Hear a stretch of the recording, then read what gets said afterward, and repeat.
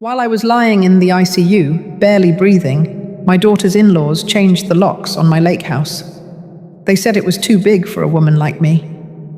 I stood outside in the cold, holding my discharge papers, realizing I had nowhere to go. My heart didn't break because of the house.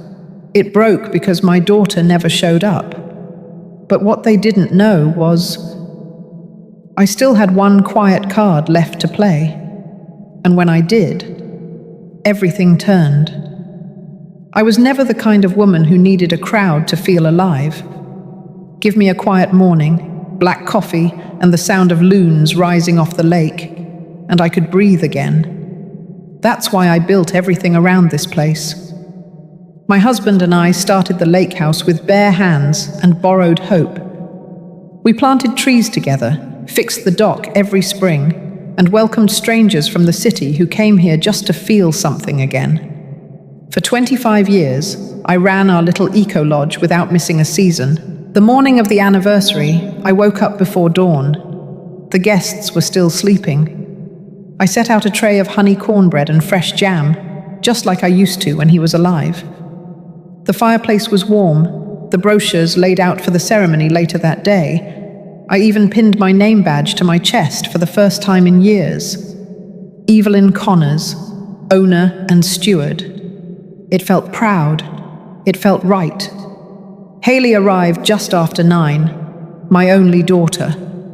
She came alone, no husband, no kids, just her phone, and that glazed-over look she always wore when she was multitasking. She kissed my cheek and told me I looked so peaceful, then took a call on the porch while I greeted the guests. I heard her say something about asset leverage and rural value opportunity. I didn't think much of it then. I didn't want to. By noon, the community hall by the lake was full. My friends brought pies, my neighbor played banjo. The mayor even gave a little speech about how our lake house had become a local treasure. I stood up, trembling just a bit, ready to thank everyone. But before I finished my first sentence, a tightness gripped my chest like a hand I couldn't shake off. The last thing I remember clearly was dropping the note cards I'd written. I saw them scatter across the floor. One landed face up near Haley's feet. She didn't move. When I woke up, the room was white, cold, humming. Tubes in my arms, an oxygen clip tight on my finger. The nurse said I'd been in the ICU for 9 days. 9 days. No visitors, no flowers, just a folded sweater on the side table and a sticky note. Call when discharged, Haley. And so I did.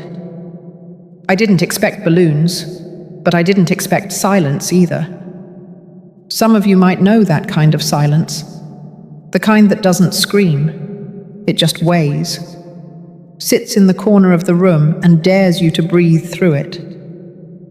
That was the day I realized something had changed, not just in my body, but in the way the world saw me, in the way my daughter saw me. And still, I had no idea what was waiting for me once I came home. 2 days after I was discharged, I called Haley like the note said. She picked up on the 3rd ring, her voice clipped, like she was in the middle of something.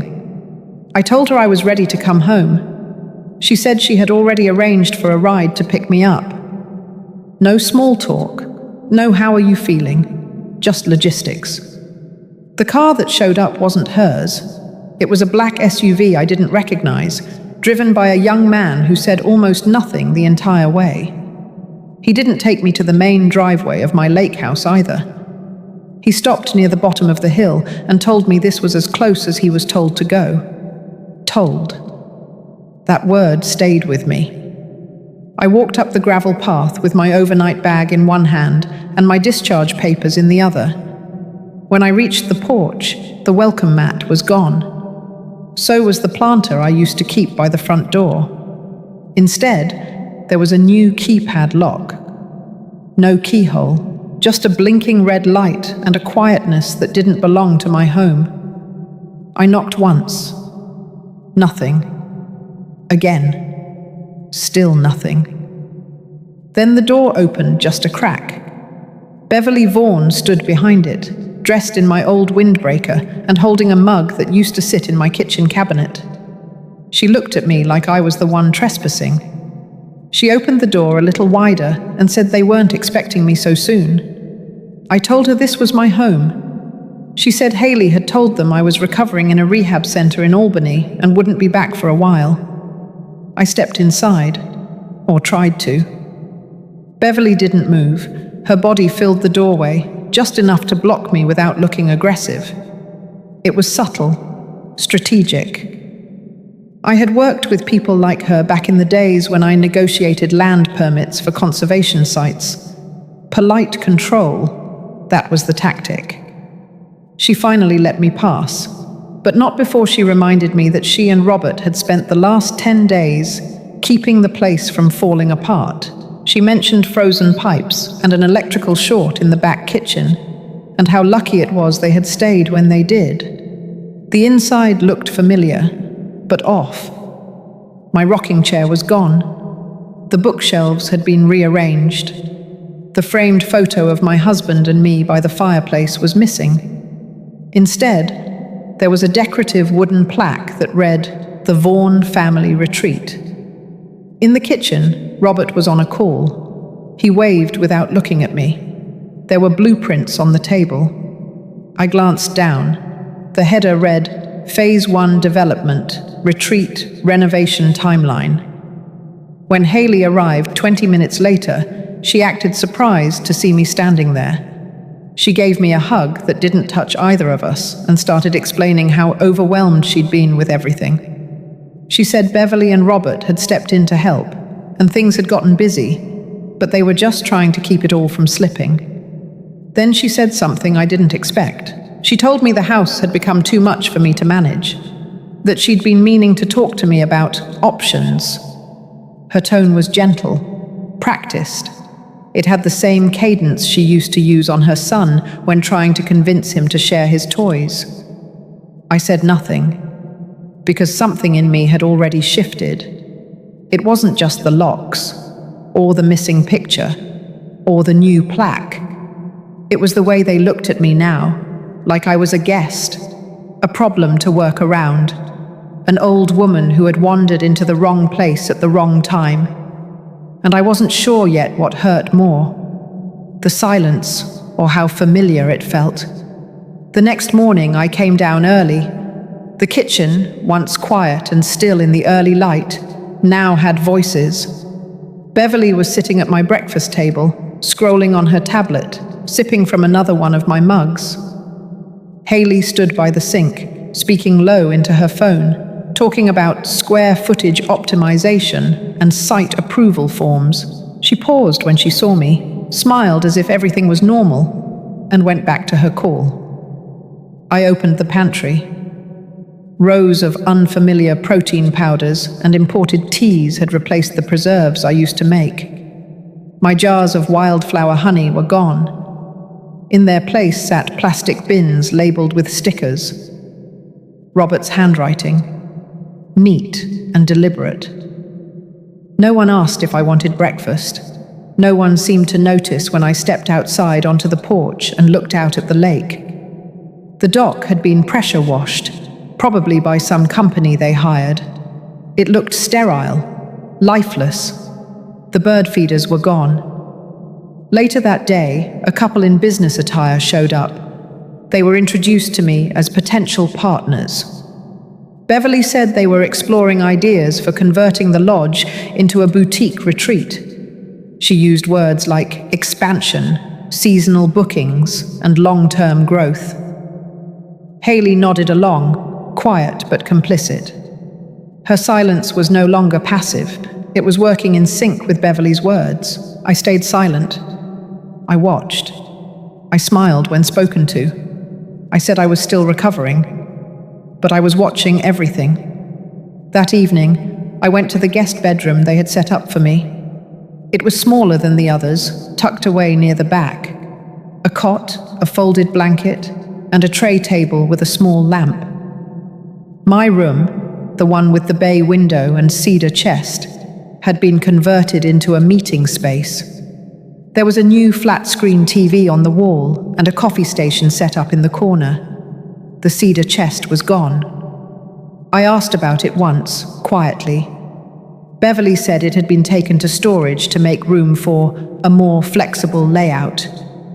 Haley avoided eye contact.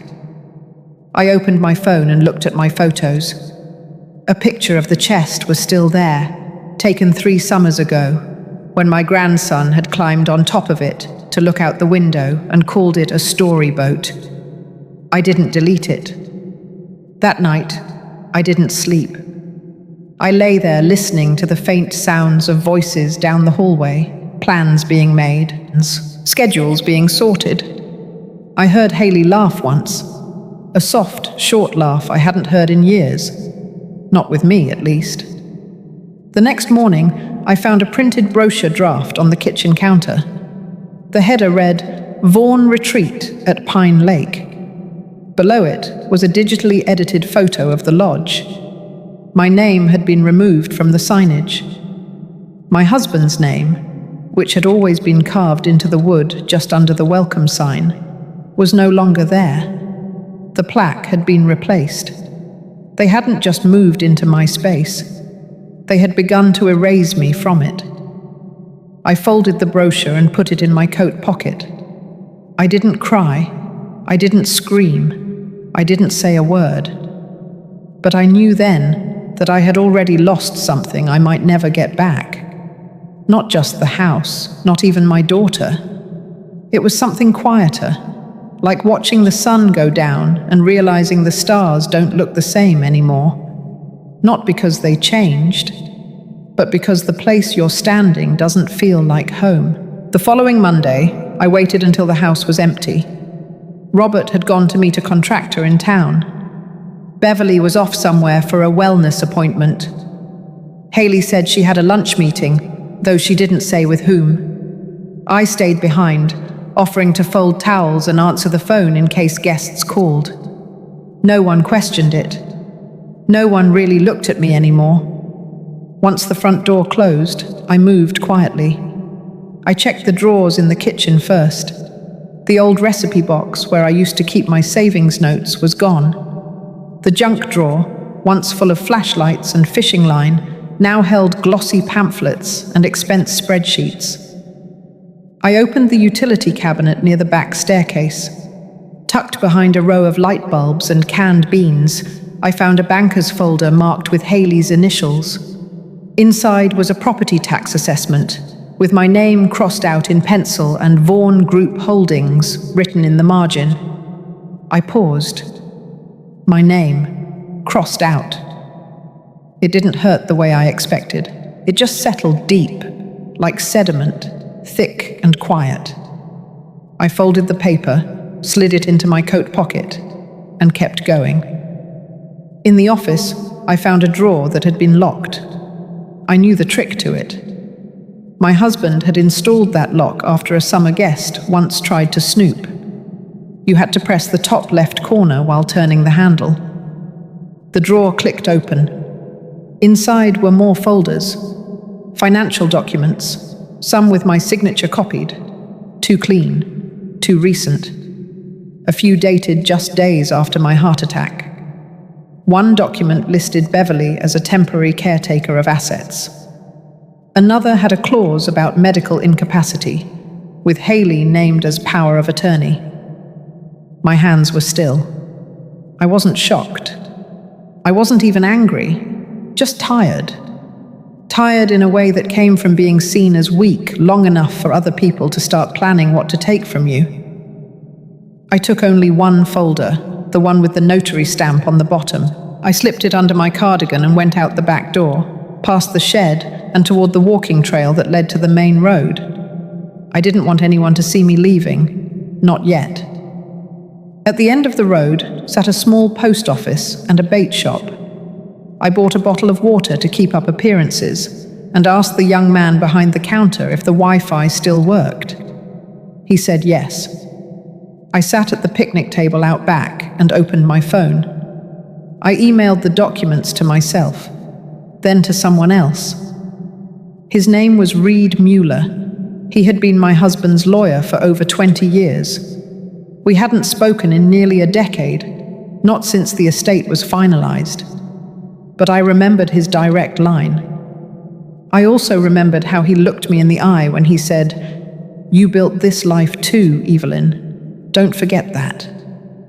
I included one sentence with the files, just a quiet request to meet.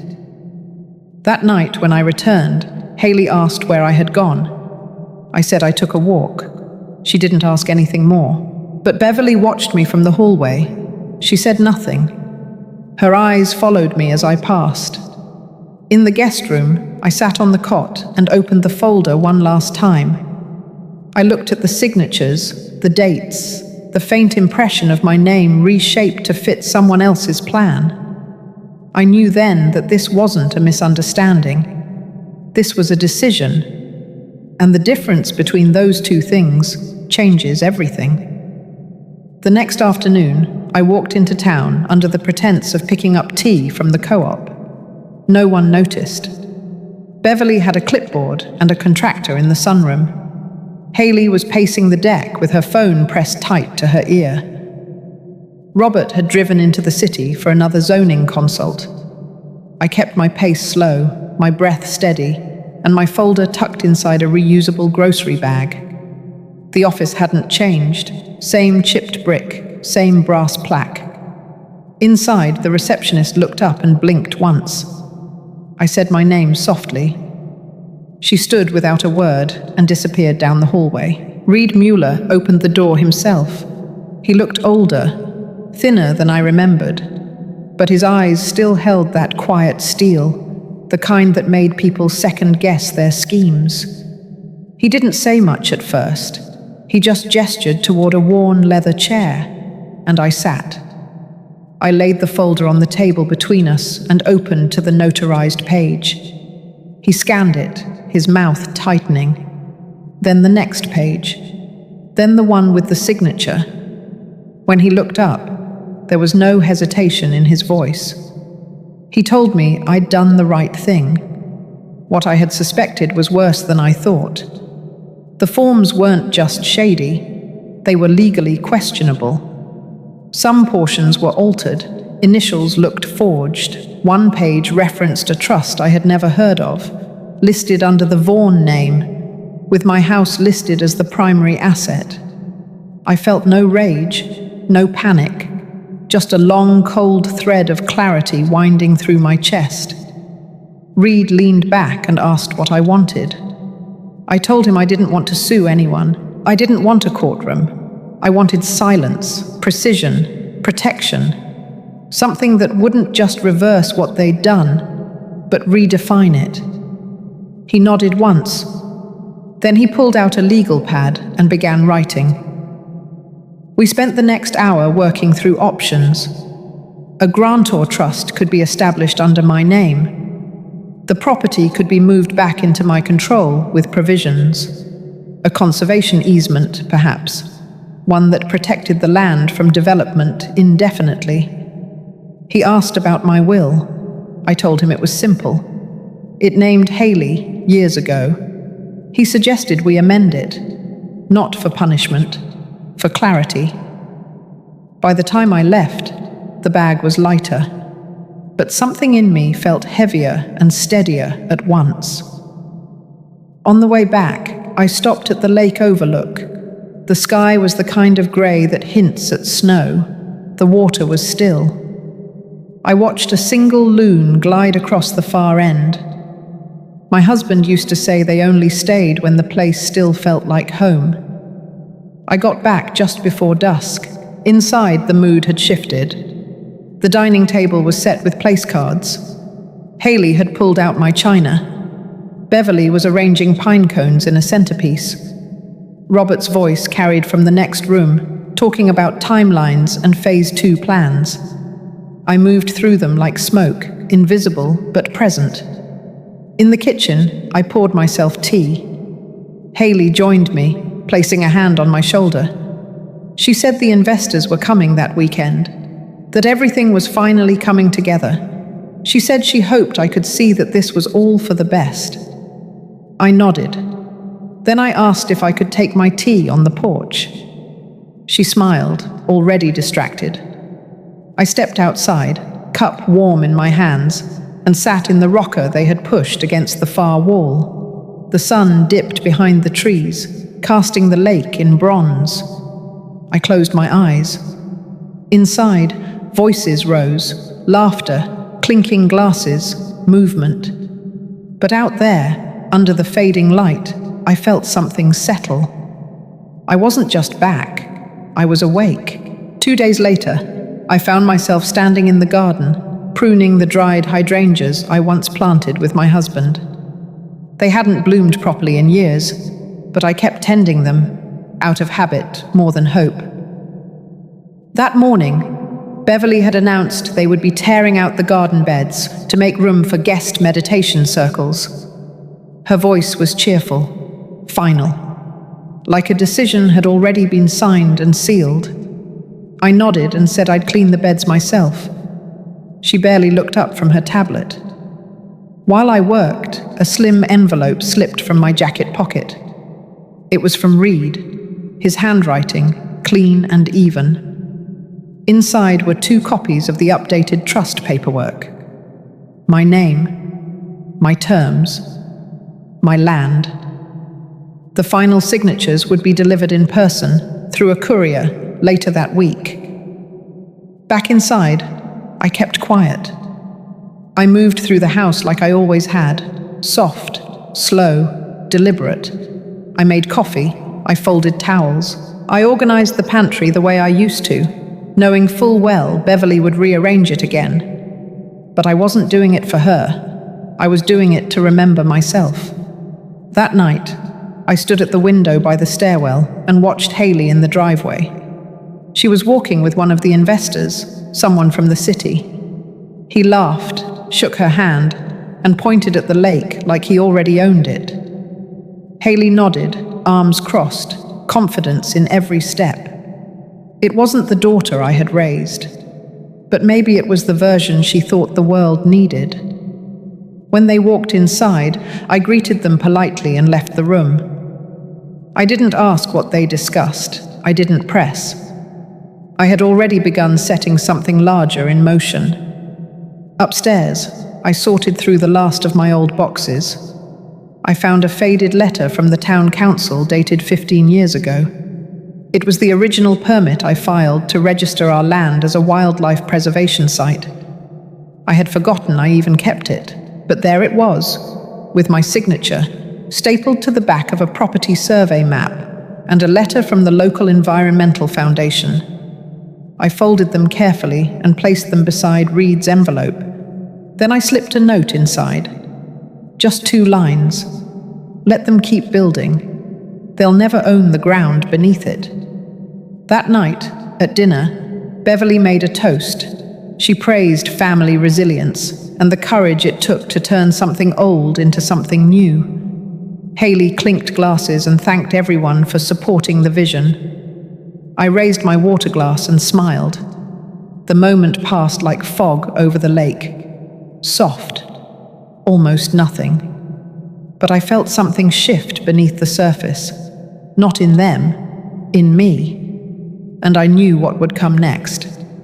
Quiet as moss, sure as sunrise, not a battle, not a storm, just a slow reclaiming of what had always been mine. The day the courier arrived, the air had that dry crispness that only comes before the first snow. I was alone on the porch, sipping coffee from a chipped mug they hadn't thrown out yet.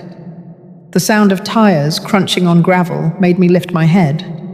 A man stepped out, polite and efficient. He asked for my signature, handed me a sealed envelope, and left just as quickly. No ceremony, no questions, just a quiet transaction, the kind I had grown to prefer. Inside the envelope were 2 things. First, the fully executed trust paperwork. Everything was now official. My property had been moved into a conservation trust under my sole control, bound legally to protect the land from any form of development or commercial repurposing. No expansions, no boutique hotels, no Vaughan family retreat. Second, there was a certified copy of my new will, drafted with Reed's help, naming a foundation as my heir. A foundation that would preserve the lake house for educational retreats and environmental programs. Not 1 cent would go to Hayley or her new partners. Not because I wanted revenge, but because I finally understood what kind of legacy I wanted to leave behind. That evening, the kitchen buzzed with noise. Beverly was directing catering staff. Robert barked orders on speakerphone. Hayley was in the corner, reviewing what looked like an event agenda. They were preparing for the investors' welcome dinner. I moved past them unnoticed, went to the back hallway, and slipped the documents into the drawer I had unlocked weeks ago. The drawer they never checked. I stood there for a long moment, breathing in the lavender oil Beverly always diffused in the vents. The air didn't smell like home anymore, but I didn't need it to, not now. Just before dinner, I stepped outside again. The lake shimmered under a pale orange sky. I sat on the bench my husband built, the one they kept saying they would refinish, but never did. I ran my fingers along the weathered grain of the wood. I thought about what it meant to let go of what you once tried so hard to hold together, not in defeat, in clarity. I came inside just as guests began arriving. Strangers in tailored coats and polished boots, laughing, shaking hands. I smiled at each of them. I knew that smile was the last thing they would expect from me. Dinner unfolded in the great room, the fire glowing, music soft in the background. Hayley stood and gave a speech about transformation and vision. Beverly handed out mock-up brochures. Robert passed around sparkling cider. They were already talking about Phase 2. I didn't interrupt. I sat quietly, listening, nodding when appropriate. Then, after the plates were cleared and the dessert was served, I stood. My voice wasn't loud. It didn't need to be. The room quieted because of the way I stood, still, steady. I thanked everyone for coming. I said I hoped they enjoyed the evening. And then, without raising my voice, I mentioned that the land had recently been placed under legal protection, that any future changes or plans would now require board approval from the newly established trust. I smiled again, calm and sure. Hayley froze, fork halfway to her mouth. Robert blinked, confused. Beverly's fingers tightened around her wineglass. I didn't explain further. I simply said I hoped they would continue to treat the space with the care and respect it had always deserved. Then I sat down. The rest of the evening moved slowly. Stiff conversations. Guests excused themselves early. The room grew cold, though the fire never went out. Later that night, I heard the front door close harder than usual. A muffled argument in the hallway. A door slammed. And I lay in bed, finally feeling what I had waited months to feel. Not vindication, peace. By morning, the kitchen was quiet. The usual clatter of pans, the low thrum of Beverly's voice on a call, Robert's laptop clicks. All of it had gone still. I poured myself coffee and sat at the table alone. Across from me, the brochure with the words Vaughan Retreat lay face down. No one had touched it since the night before. Outside, the lake was still. A thin frost edged the glass. I pulled my shawl tighter and watched the silence settle into every corner of the house. Silence like that only comes after something breaks. Hayley came down around 8. Her hair was pulled back tight, her face drawn. She didn't say good morning. She didn't look at me. She moved toward the cabinet, took out a cup, then stopped. The mug she had reached for was mine, the one with the pine trees and faded lettering that read, "Still waters run deep." She held it a moment too long, then put it back and took a plain one instead. She poured her coffee in silence, then leaned against the counter. I waited. Finally, she asked if I had meant to embarrass them in front of their guests. I told her no. Then I reminded her the land had always been mine, that I had cared for it long before she knew how to walk, that I had protected it through drought, debt, and grief, and that what I had done the night before wasn't about punishment. It was about protection. She didn't respond. Her eyes stayed fixed on the mug in her hand. Her lips parted once, like she wanted to say something, but the words never came. Later that day, I heard Beverly speaking sharply on the phone in the study. She said phrases like loss of investor confidence and misleading documentation. Robert stormed out twice. Haley stayed upstairs most of the day. I stayed out of the way, in the garden, clipping what was left of the lavender before snow set in. That evening, I prepared a small stew and set the table for myself. I didn't expect anyone to join. They didn't. But just as I finished cleaning up, I found a note folded beside the kitchen sink. It was from Haley. Just one sentence, written in her familiar handwriting. I didn't know how far they were willing to go. No apology, no excuse. But something in those 8 words held weight. She knew now, not everything, but enough. That night, I slept soundly. The next day, Reed called to confirm that the trust documents had been logged and finalized. He also let me know the conservation group had posted the new boundary signage around the property.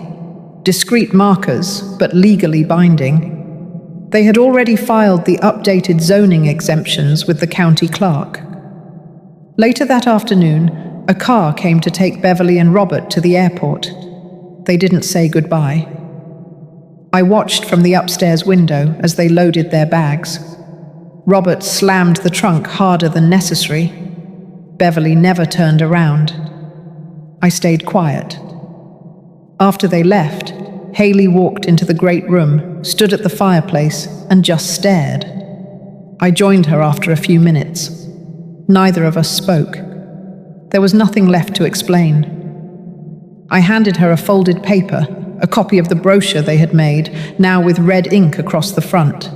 Withdrawn. She held it for a long time, then folded it again. I didn't ask her what she would do next. That was hers to figure out. But I knew what I would do. I stepped out into the cold, boots crunching on frost, and walked down to the dock. I stood there alone, wind at my back, watching the trees shift along the lake's edge. And for the first time in months, I let myself breathe without bracing for what might come next. The following week unfolded like early snow, soft, quiet, and not without weight. Each morning I made my coffee and sat by the window that overlooked the lake. I began to move through the house again, not like a guest, not like a ghost, but like someone reclaiming each step. I put my books back on the shelf in the hallway. I returned the quilts to the cedar chest I had asked Reed's assistant to retrieve from storage, and I unpacked the old brass clock that used to sit on the mantel before Beverly replaced it with a glass sculpture shaped like a sail. Haley stayed, but something in her had shifted.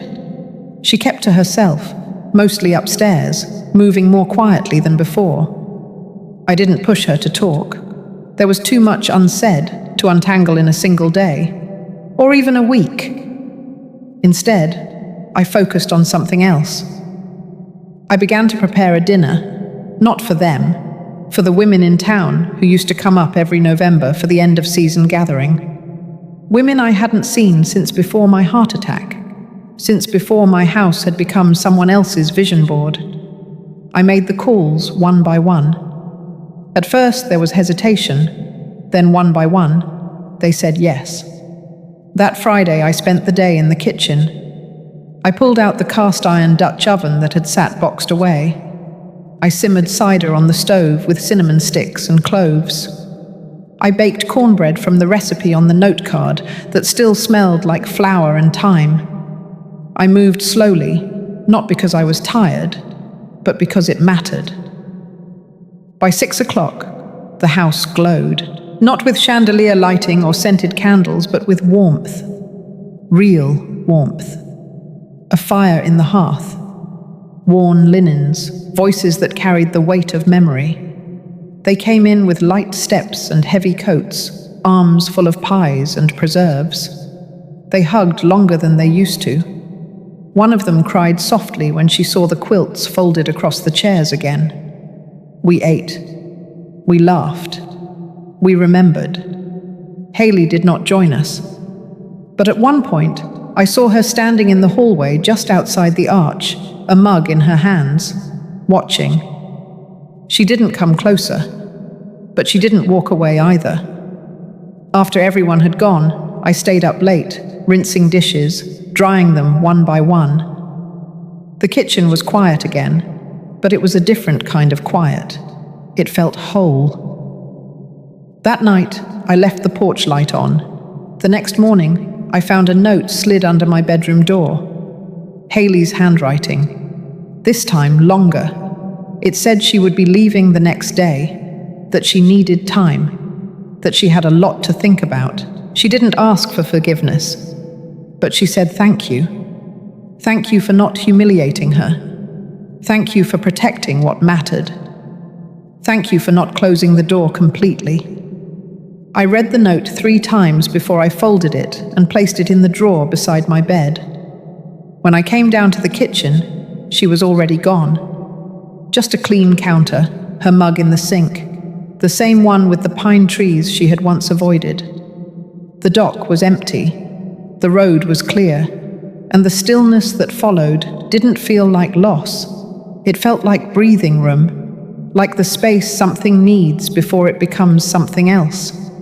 And maybe, just maybe, that was a kind of beginning too. 3 days after Haley left, the weather turned. Heavy snow rolled in overnight, blanketing the lake house in a silence that felt absolute. I woke to the pale hush of white light slipping through the curtains and knew, without checking, that the road would be closed until the plows came. But I didn't mind. I had no plans to be anywhere else. The rooms felt bigger somehow, even with the snow pressing in from outside. I moved through them slowly that morning, lighting candles, warming cider, setting down old photographs where they used to sit before everything had been boxed up or pushed aside. I found a picture of me and my husband taken by the dock the first summer we opened the guest house. My hair was tied back with a scarf. His hand rested gently on my shoulder. We looked younger, not because of age, but because we still believed people would always show you who they truly were. That belief had changed, but I wasn't bitter. By noon, I was sorting through files again, this time with a clear goal. Reed had sent over one final batch of legal documents. It was time to sign the last paperwork to finalize the transfer of the education partnership with the Conservation Center. They would begin using the property during off-season months for small workshops, botany, writing, wildlife restoration.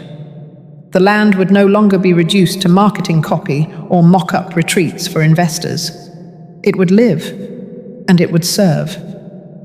I signed the papers by the window, ink steady, hand calm. As I sealed the envelope, a memory rose without warning. Haley, about 9 years old, crouched in the dirt beside me in that very garden. She was digging with her bare hands, planting bulbs I had picked out the weekend before. Her cheeks were streaked with mud, her smile full of pride as she patted down the soil. She had asked if flowers remembered who planted them. I had told her yes. That night, I brought out my old journal, the one I had stopped writing in after my heart attack. I turned to a blank page and began writing, not about what had been done to me, but about what I had reclaimed.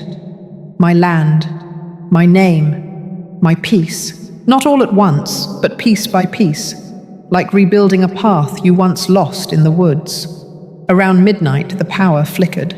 The wind howled against the glass, and snow pushed hard against the doors. But the fire held. The house, old as it was, stood steady, just like it always had when storms came. I stood at the bay window in my room and looked out over the lake. It was frozen now, smooth and silver under the moonlight. I could see the outline of the dock, barely visible beneath the drifts. Somewhere beyond the trees, a loon called once. The sound pierced through the wind and faded into stillness. That sound had always meant one thing to my husband. The lake was holding steady through the cold. And so was I. The next morning, I left the signed documents by the mailbox in a waterproof bag for Reed's courier.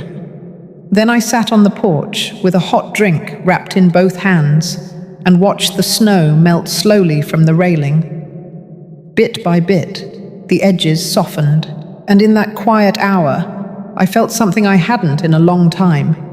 Not triumph, not victory, just a calm, certain return to myself. A week later, the snow began to recede. The plows came through early in the morning, leaving behind salt lines and open roads. The house, once wrapped tight in silence, now breathed with a different rhythm. Not faster, not louder, just fuller. I spent my mornings by the kitchen window with a mug of warm broth, watching as birds returned to the feeder. Little flashes of color against the white, the rhythm of seasons moving forward again, the way they always do when left alone. That afternoon, the mail arrived in a thick manila envelope from Reed's office. Inside was confirmation of the trust's funding. A final note from the foundation director welcomed the transition. It was done. Fully, legally, irrevocably. The house and surrounding land were now protected. Not only from Haley, but from anyone who might try to bend it to their will again. I sat at the dining table for a long while, reading the documents line by line. Not because I didn't trust them, but because I wanted to feel each sentence as it passed through my hands.